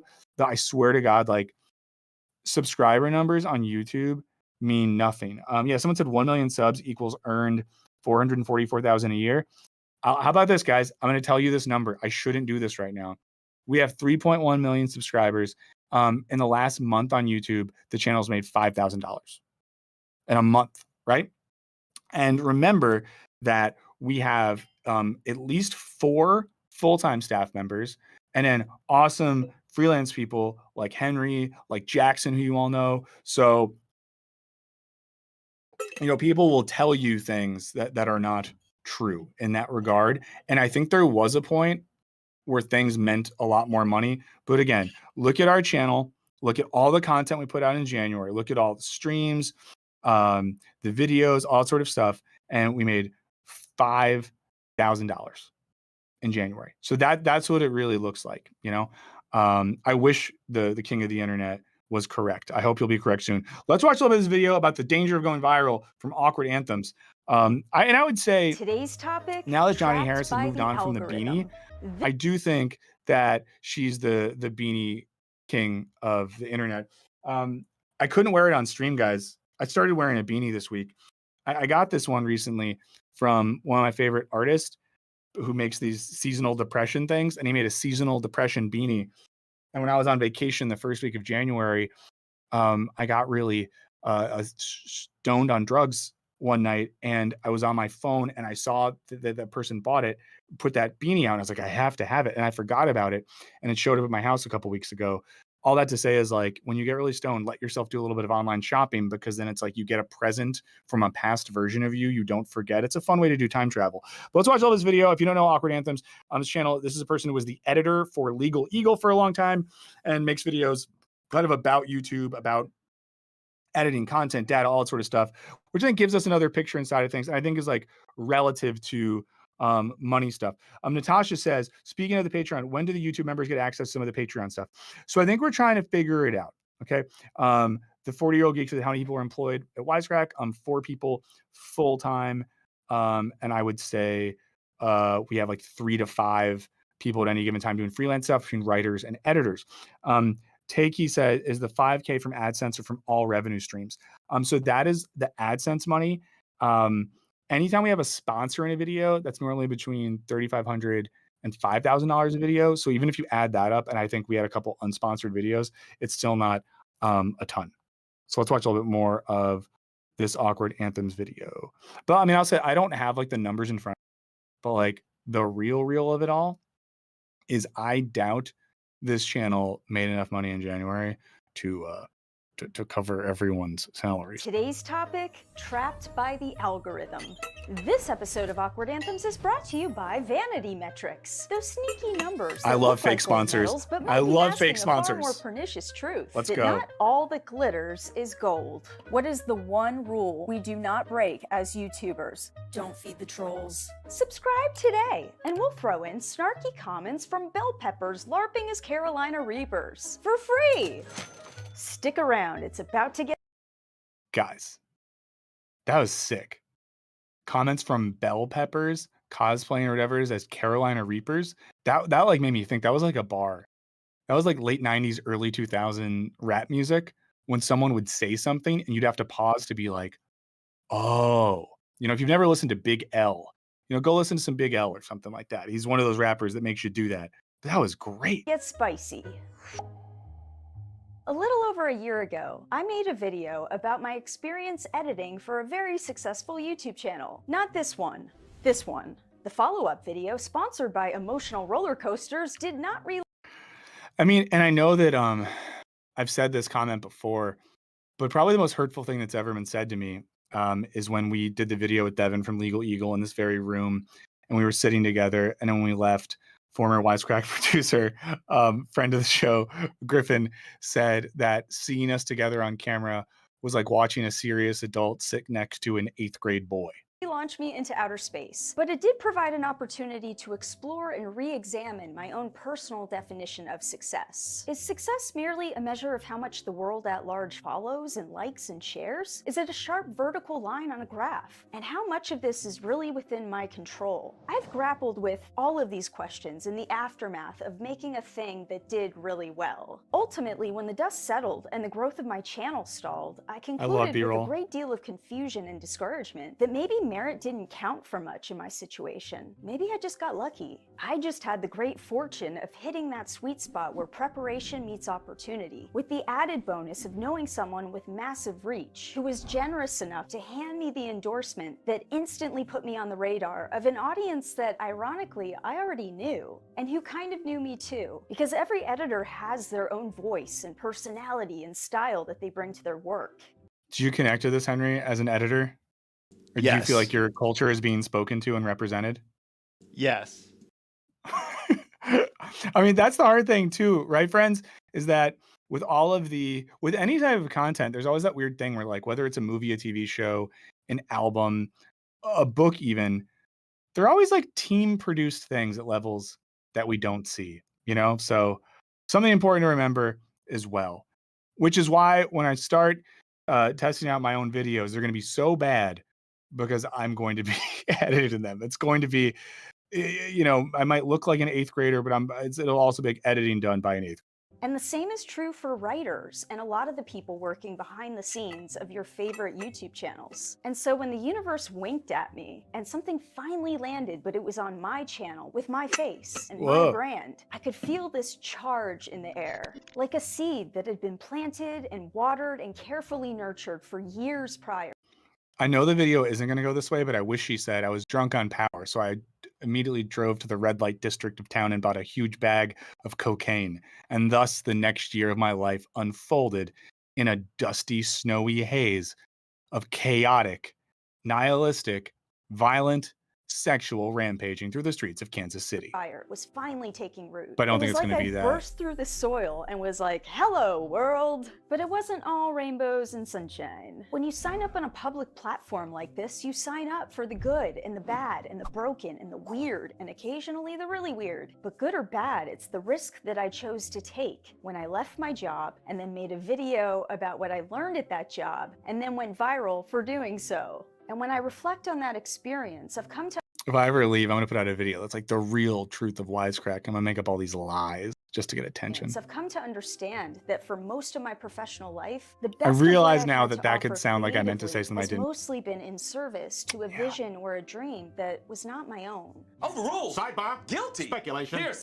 yeah, Eric says that Nebula has the right idea. Yeah, the future of stuff is like that. We could totally be lawyers. And when I go a couple layers deeper and really examine that, there's an uncomfortable truth that's emerged. And the truth is that standing in the shadows of greatness has always been the safe play for me, because I play small. Out of fear of criticism, out of fear of failing, out of fear of succeeding, and not being able to sustain all the responsibility that might come with that. When nobody knows about the you, algorithms. your name, your face, your vulnerabilities, your contribution, nothing can really hurt you, at least online. And for many years, that cloak of invisibility felt like freedom, but the end product and any success that followed was never really mine to claim. I wanted something to call my own. So when I decided to stop playing it safe and step in front of the camera and fly away from that proverbial nest and leave everything that was cozy and stable and safe behind, I knew that would carry a ton of risk. But I was either going to take that gamble at 37 years old, or I was just going to have to make peace with a future in which I was okay with clipping. I just want everyone to note that I started getting physically nauseous when the B-roll of the bungee jumper started. That made me feel very, very sick. Chai says, YouTube algorithm reward high production value. Also, YouTube don't pay staff to produce that content. Yeah, I think that's pretty true. JJ Carter, there's a video I'd watch. Michael finishing other YouTube videos with random stories. I can start working on that. You know, I can start working on that. Lexa, I'll hire you when I need an editor. I need that hater energy.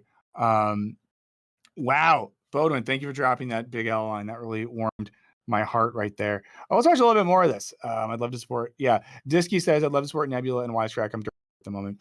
Yeah, this is something I struggle with too. Brain drain. Thank you so much. Philosophy does rip. Yeah, I wish I supported more people via Patreon stuff and subscriptions. I have a few right now, but I wish I had more. I wish I had more. But it gets expensive after a while. Clipping my own wings. So many bird analogies Which right is why I'm now. never mad if you can't afford ours. I want to be a comedy writer when I grow up.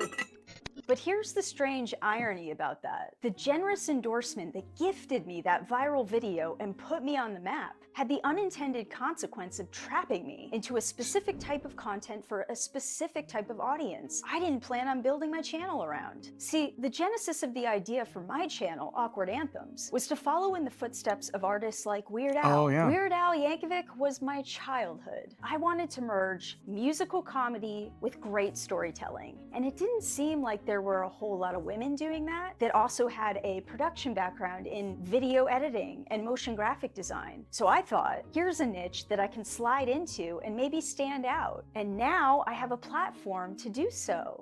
Cut these clips into pieces. This is my cutting floor. But I miss Whoa. I guess that's, real specific audience for that sort of stuff. calculated in a big way. And I wanted to talk more candidly about that today and share some new lessons that have really crystallized for me in the year.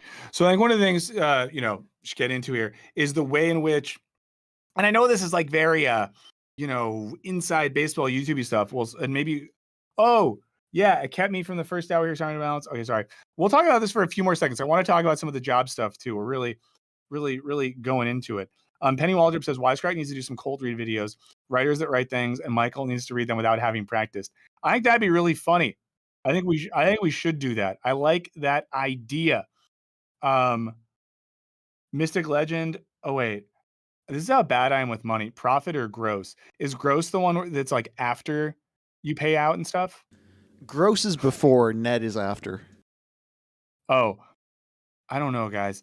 Here's what we made. I'm simply saying that like the amount of money that came in via YouTube ad money, it was $5,000, and that's before expenses, taxes, all that sort of stuff. So it's a lot less. Let's watch a few more minutes of this, and then we'll talk about some more uplifting things. Year that followed, because maybe there are other struggling content creators out there that have also had a thing unexpectedly take off and discovered that any kind of pivot away That's scary. from That that really scares thing me. That really did scared really me. well is now the thing that might be keeping you stuck in YouTube purgatory. How do you get stuck in YouTube purgatory? Very easily. The way it works is the algorithm is looking at your audience and their typical viewing patterns and their interests, and someone that's signing up for apples isn't here for your mixed bag of weird trail mix. So dancing in an inflatable alien costume to a 90s pop song might be sparking joy, but it is not moving the needle, because the audience that would primarily enjoy That's scary. that specific She does a lot of flavor of scary weirdness things. is not seeing it on the menu. That's but really the scary. audience that is didn't I'm sign gonna have up for nightmares that. 'cause of her. They I'm placed really an pissed. order for something I chose not to deliver on. No soup for you. Now, all of this is perfectly clear in hindsight, but it's taken me a really long time to arrive at a place of acceptance about that, while also fielding the landmines of socially maladaptive types for which pointing and laughing at the struggle of others. Is that what everyone looks like? Everyone in the chat, do you feel like that's reflective of what you look like when you're leaving comments? Is considered not only a sport for them, but also free therapy. LOL, your videos are hardly averaging any views. 1.6 million to 1.6K. LMAO. Top tier YouTuber right here. Okay. Well, happy birthday, Jesus. Sorry your party's so lame. I understand. You'll always get me with an office quote. Yeah, I get that. I want to tell you something. Never mind. I was going to tell you something personal. I was going to tell you something that happened. I was going to tell you something real. But if you're on the Discord, you maybe saw it. Okay, you can finish that one later too. We stayed on this topic for a while. Maybe the stream should be 7 hours. I don't know. So I wanted to just talk a little bit about a few things related to work as well. Maybe to sum up this whole conversation. We're here on YouTube. I'm here. Producer Henry's here. You're all here. Thanks for liking the stream. It looks like we're not going to make 666, but that's okay. We'll make it again some other time. But I think it's being aware of the economic and material conditions of the platform in which we're making stuff on and you're consuming stuff on, and the community that we're all a part of, and understanding why people are leaving this thing. And there's a lot of reasons for it. But I think the big gist is that YouTube as a platform is not set up to really like reward and foster creative people for doing good work. It's set up to follow algorithmic trends and data in its somewhat arbitrary way. Please like the stream if you haven't, relative to those arbitrary things. Watch the documentary, The YouTube Effect, if you haven't already. I watched that recently. There's some really interesting stuff about right-wing radicalization on there. Obviously, we know a lot about that because we're here to radicalize people to do another January 6th. That's our main thing we're trying to do. Reach out on Patreon. I'll give you plans for the counter revolution. But it's just important stuff to think about and be aware of because it ties into a lot of other stuff. Now, there's a tweet I saw relative to I think is this the thing where you can like show the video, Henry? Yeah, I'll pull. And up I guess the we have to tweet. click watch at the same time or something, so that I can kind of get where it's at because I won't hear it. Right? Isn't that how it works? Okay, cool. Yes, offensive title for a thing. And this is a genre of video that's coming out from someone whose account. Sorry, how can I pause this motherfucker?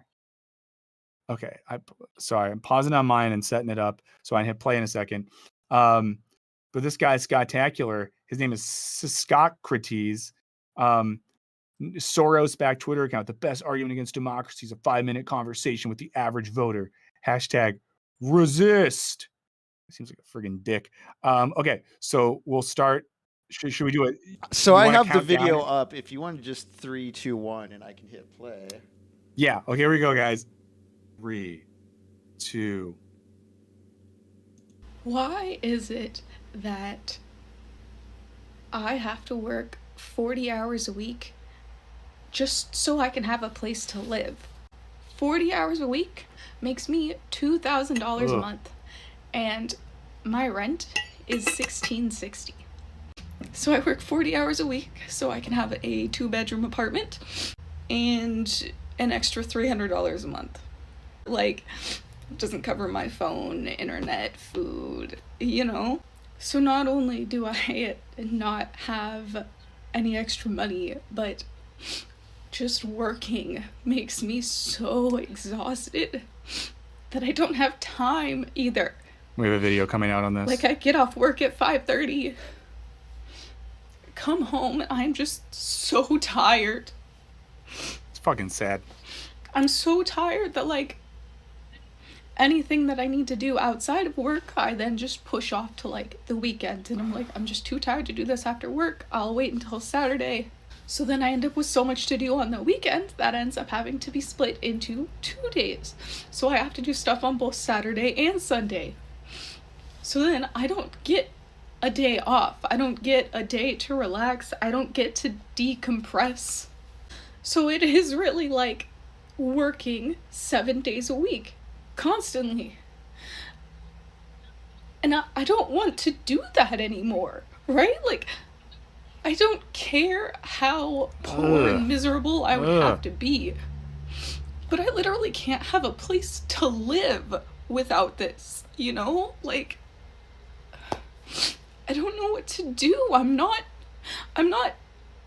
That's so made sad. for That line. this. I don't that have line, the that money, line. time, or energy to enjoy my life outside of work, and I don't know what to do about it anymore, Okay, couple so thoughts. tired. One, that's sad. I paid for my empathy this month. Again, use code Wisecrack at checkout for 20% off baseline human empathy.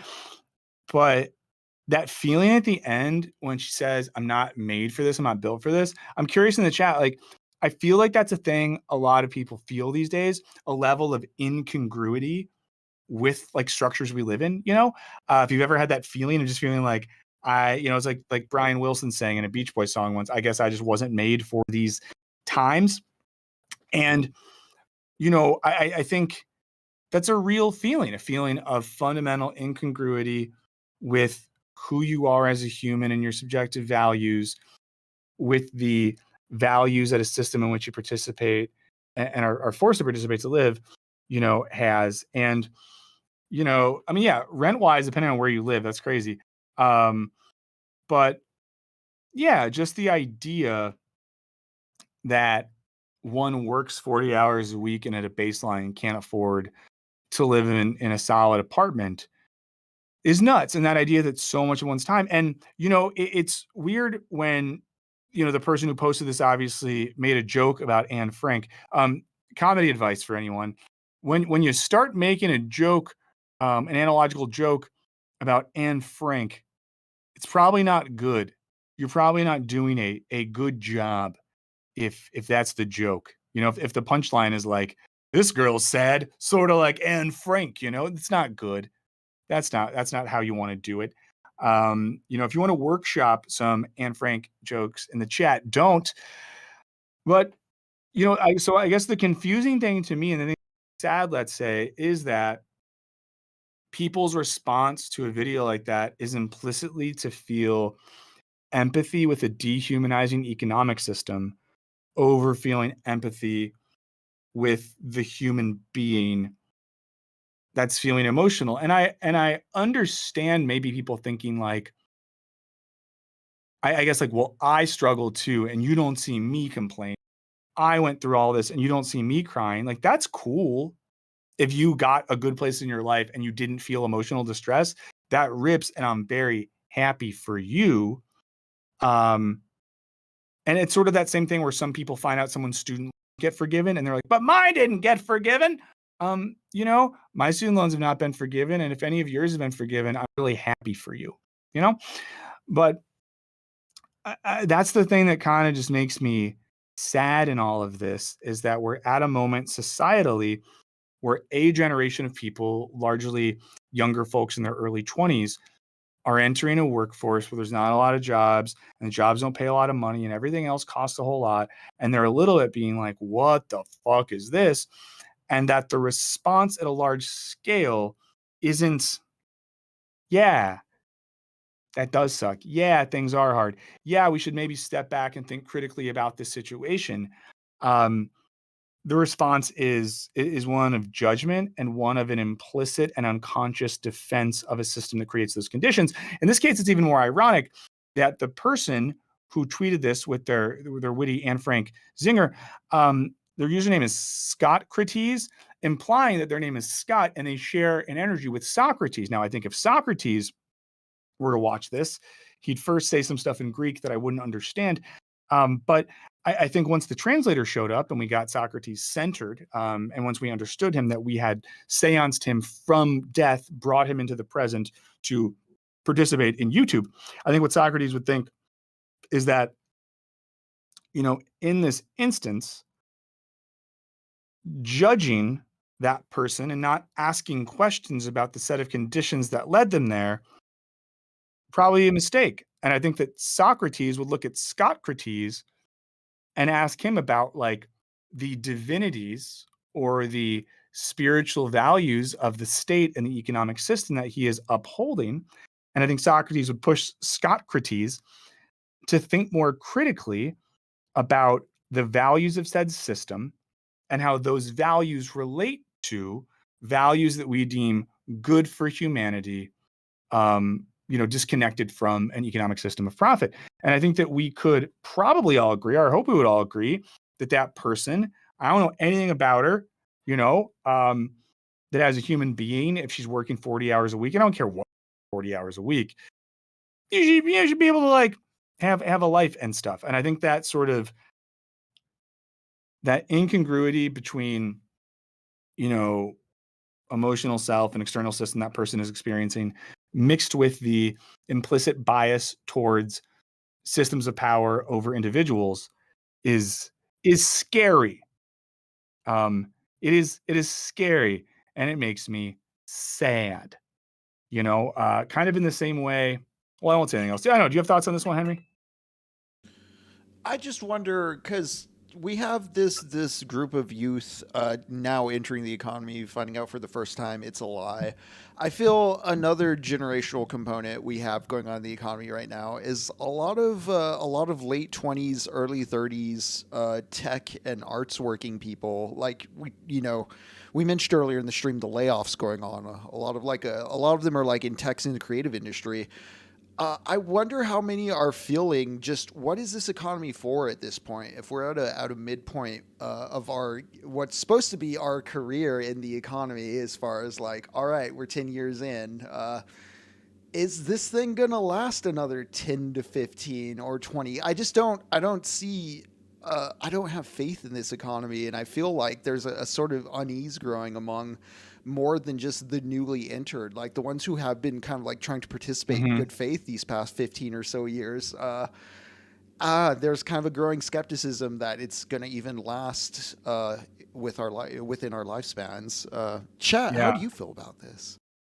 Yeah, Meta, and sorry if I mispronounced your name, said, chat, does anyone here actually feel fundamentally okay and hopeful for the future? Not trying to be dooming, just genuinely curious. I don't know a single person anymore who's just happy. And that's a question that has a fundamental darkness to it, but I think you're asking it in a very fair way. And I do think it's hard, and this relates to what Henry was just saying. It is hard in some cases to forecast long-term positivity and happiness. When I think about the situation, let's say in my homeland of the United States of America. There's an election happening I'm not super stoked on. There's geopolitical situations that don't seem good. I don't like where the economy is going. I don't like the power of, corporate and real estate interests to determine a lot of things about all of our lives. There doesn't seem a lot of political will and organization happening. But, I think what gives me hope, Meta, is, and I mean this genuinely, stuff like this, hanging out with all of you, talking together. And I think there's something important about recognizing that other people see the world the way that you do. Thank you for liking the stream. Please keep doing it if you haven't already. It means a lot. Brain Drain says, Michael, could you put together a reading list? Is there a book club on Patreon? We do not have a book club on our Patreon. I'm thinking about doing a book club thing. It wouldn't be a Wisecrack thing though, but I'm thinking about something like that. So I don't know, but I'm curious if people have hopeful thoughts in the chat. I think it's good to have hopeful thoughts, and we gotta hold on to those. Yeah, I strangely feel like my personal like mental stability and happiness and all that is fine. It's literally like I just don't know what like my job is going to be in 15 years. I don't. Yeah. It's hard to see like what the macro structure of like the economy is going to be, because just the way housing and inflation and all that is, I don't know. It's not driving me to like a personal self-harm. It's just, it's a crazy sort of like, what are we doing? What is this for? Like what, like, at this point, even the sarcasm of something like number goes up. Just, it's redundant to a point that like drives me crazy. No, I totally feel you. I mean, to be honest, y'all, I've had conversations with friends that are sort of, and this is like pretty dark, conversations that basically boil down to like, am I still there? My computer just went crazy. Yeah, you're still here. All right, cool.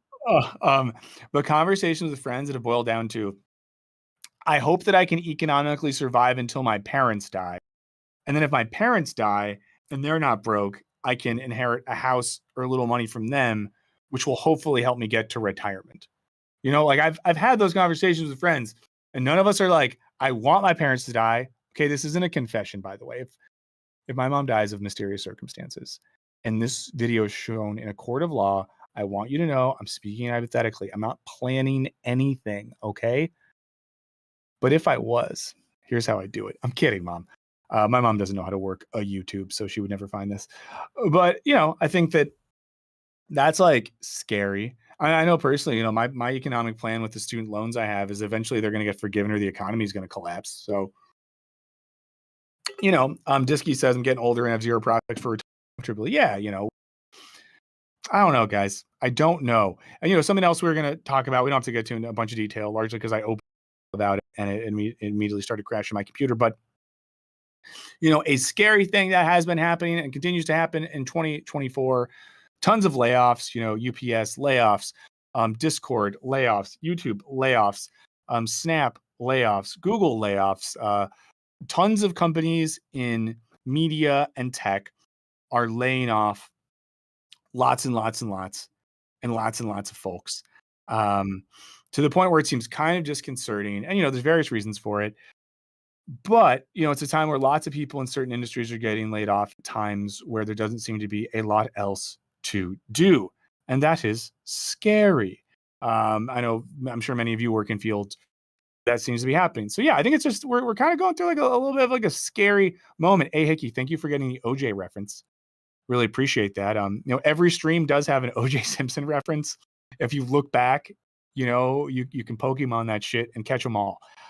That's a joke, by the way. I have not made an OJ Simpson one in everything. Bodwin, I'm sorry. I'm not good at saying Dutch names. Your language is great. You're a tall, wonderful people, and I love Bitterballen. But I'm bad at pronouncing your names. Says, I believe the system will fail eventually if it accelerates the way it does, and what will come out of the ashes will be better. In the meantime, hang out with cool people you like. I do. Okay, this is the hippie in me.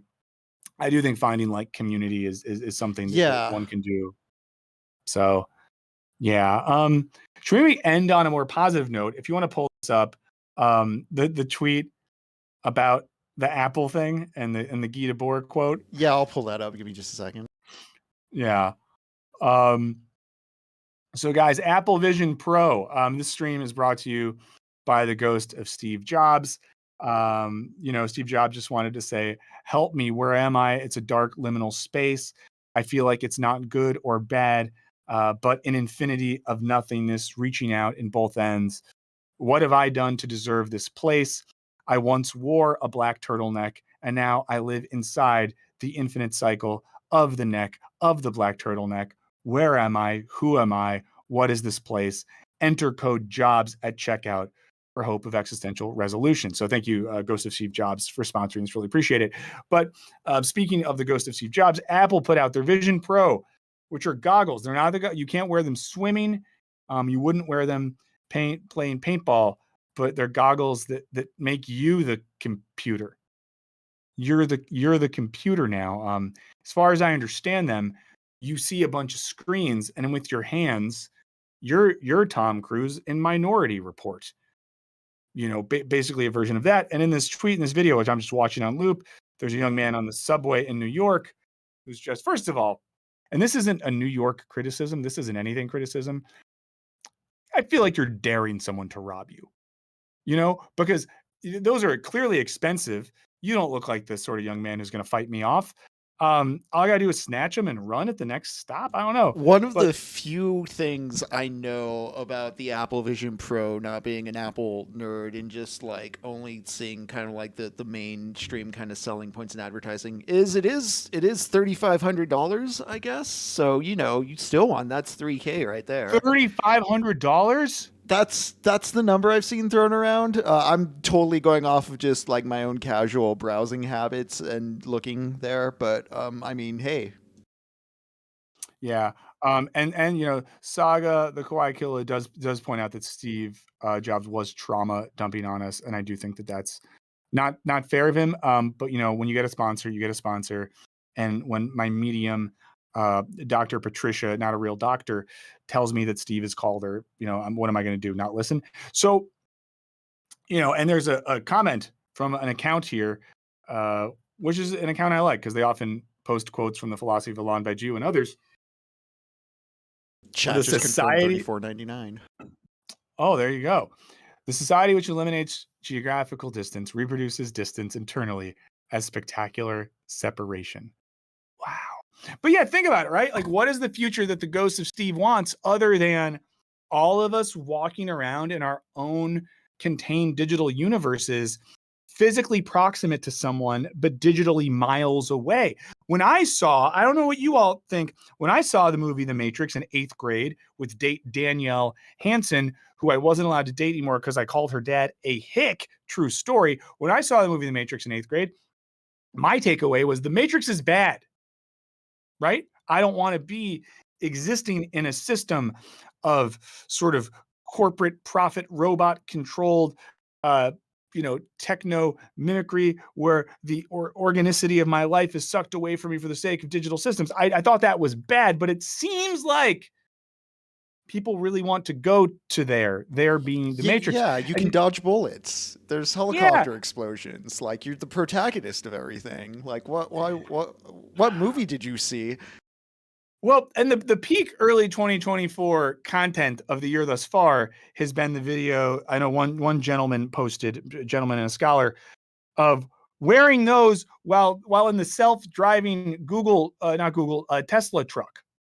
Yeah, that's not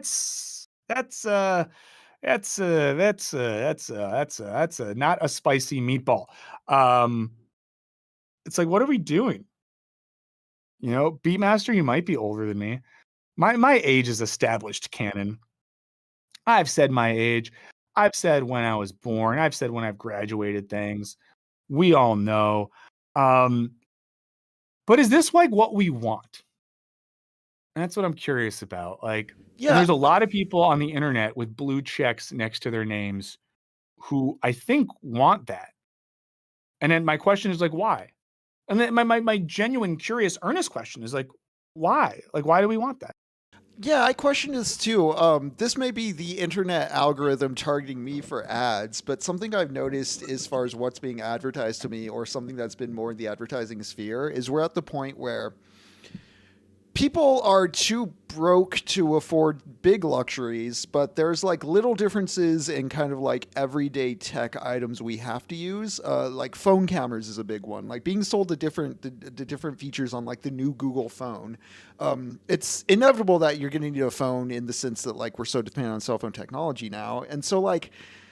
It feels like we're just talking about fluff on top of something that's going to be purchased anyways. And it's just like, this ad was made just because someone needed to make an ad to clear a check to say we're doing a thing. Yeah. Yeah. Yeah. Sorry. I'm just, I'm in agreement. I'm reflecting, I'm thinking, curious what people think about that. But yeah, that's where we're at. It's weird. I'm curious. Apple, if you want to send us the goggles, I'll wear them on a stream because they'll hide my tears. So I think that would be a good use of those there. A couple reminders. We're here every week. I'm loading up our email right now to see if we got an email. wisecracklive666@gmail.com. I always forget to check it. Yeah, here's some emails. Let's see. This is from someone who's in the chat. Someone who's in the chat, but I don't know if they want me to share their name. They sent us a work email they got about time management on Wellness Wednesday. Corporate culture is nuts. Let's see. Someone else sent us a video about, let's see, solving poverty and climate change. Oh, they think they're doing it. I'll look at that one later. But yeah, we got some. Sorry, I'm just looking at some emails right here. If you ever have thoughts for us, you can reach out to Wisecrack Live 666. And we're trying to like make sure we're covering stuff every week that you all want to hear about. So please do email us. Hit me up on Twitter, either my personal account or the Wisecrack account. If you're on Discord, do that. Exciting announcement. So next week we have author AJ Singh Chaudhary. I hope I'm saying his name wrong. I hope I'm saying his name right. Who's a academic and writer, the person Brooklyn Institute of Social Research, or Brooklyn School, I think Brooklyn Institute, has a book coming out next week called The Exhausted of the Earth, which looks really, really good. We're going to talk about his book. Our friend Alice Capel's coming back on soon. I think that'll be in 2 weeks. Alice has a book out called Collapse Feminism. So we're going to talk about Alice's book. I'm excited to do that. So please do check out both AJ's Exhausted of the Earth book. Check out Alice's Collapse Feminism book if you haven't already, or I'll just bug you maybe to get a copy. I think it's pretty cheap when she's here. If there's other people like that you want to talk to, let me know. Lexa, my band's next show in LA is March 2nd. It's a brunch show. And I think, Henry, can you drop the email in the chat, the wisecracklive666 at Gmail? Yeah, it will also be on the ending crawl. Awesome. So, shoot us an email there. Another announcement, I'm pretty sure, I've been slow on it because I've been a little burned out. We are going to be doing Monday streams. I think we probably will, and Henry and I will talk later, stream on Monday. Just a little checkup, case of the Mondays, 10 a.m. We'll hang out for, 45 or an hour. So check that out. If you have money to throw around and you want some more content, we're doing stuff on the Patreon, so you can check that out. The most important thing you can do if you love us and you care about us is like the stream if you haven't already. Tell people about the stream, share it with them, and watch the videos. Our videos are coming out every Friday now, and every little helps. So please do watch the videos. That's the main thing you do. Watch the videos, share the videos, comment on the videos. Lux might join us to talk about the Super Bowl, but maybe not, because Lux is in Vegas at the Super Bowl, and we want to give him some time to rest and recover. We have now reached out to Hassan Piker because I would have to talk to Tad Delay, Dr. Chess. I think I'm like friends of friends with him. So I'm pretty sure that would be possible. Hassan Piker, I haven't reached out. I don't know how to reach out to Hassan Piker. There's an email address for an agency. I don't know if I have it in me to email Hassan Piker's agent, and it's a little Hollywood for me. I don't know. But thanks for getting out today. I had a very fun time with you all. The conversation continues in the comments. So if you're watching this later as a VOD, I do read the comments. You can share the streams. You can do whatever you want. Come back in 2 days for the video. In the meantime, go to the Empathy store and get some if you don't have it already. And of course, shout out to the conservative pastor YouTuber that made a response video to something I made. Shouts to him. And we'll see you all next week on Wisecrack Live. Sorry for not doing what Arya's. We'll do a bunch next week. And please give some love to producer Henry on your way out, because if we can't get him paid in more money, let's pay him a more appreciation. Pay an appreciation and love, but yeah. Pay an exposure. Thanks for chatting with us, y'all, though. But this economy, we're all living through it. Thanks for joining us. Michael, would you like to sign off? Oh, yeah. We're done. Go away. Bye, y'all. Love you. Okay.